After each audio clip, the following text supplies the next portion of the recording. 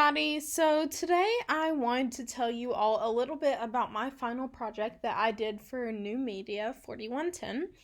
So for my final project, I was able to choose any type of project that I wanted to do.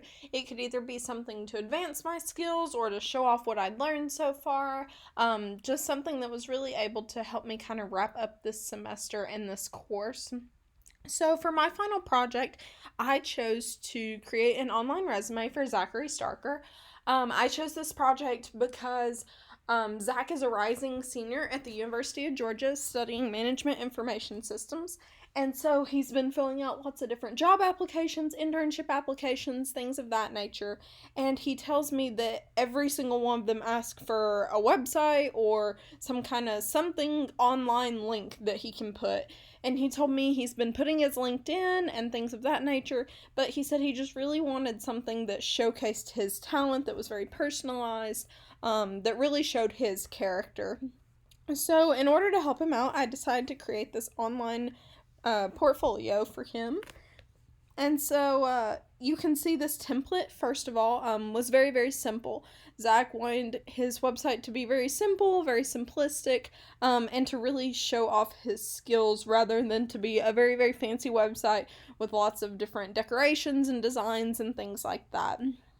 So to begin, some of the goals for this project that I had when I first went into it were to learn at least one new skill and then to exercise my HTML and CSS skills.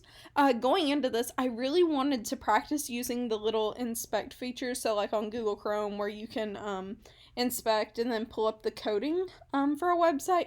I really wanted to practice using that so that I could find different parts in HTML and in CSS and be able to edit those myself.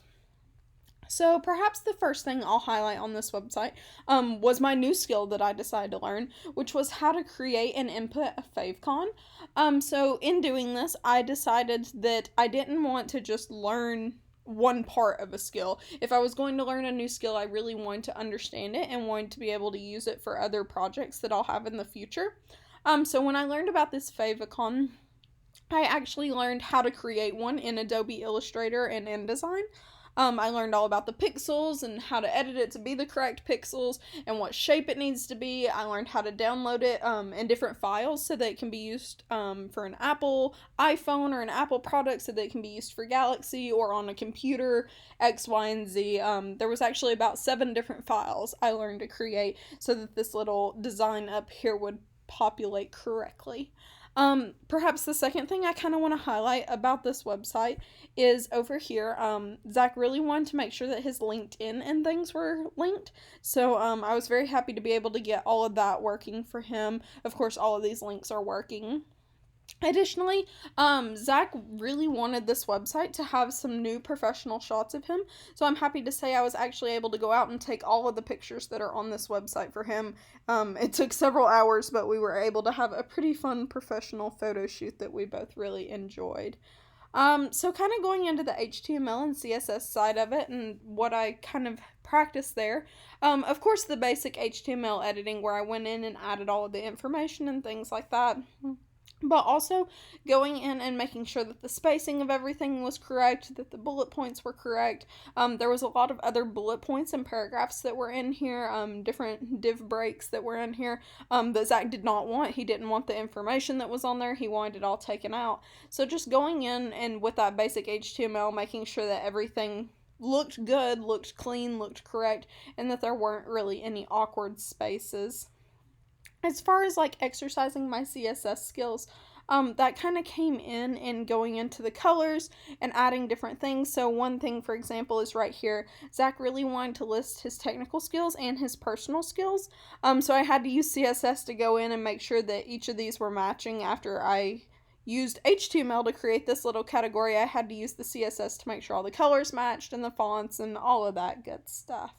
Additionally, Zach really wanted a spot on his website where you could click to download his resume. So you can see I kind of included that here so people would know to click on resume and then it would bring up his resume. So he was very excited about that. So you can kind of see, this is a very basic website.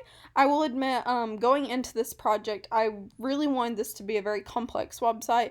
I wanted to have different pages and lots of different motions and animations and things of that nature.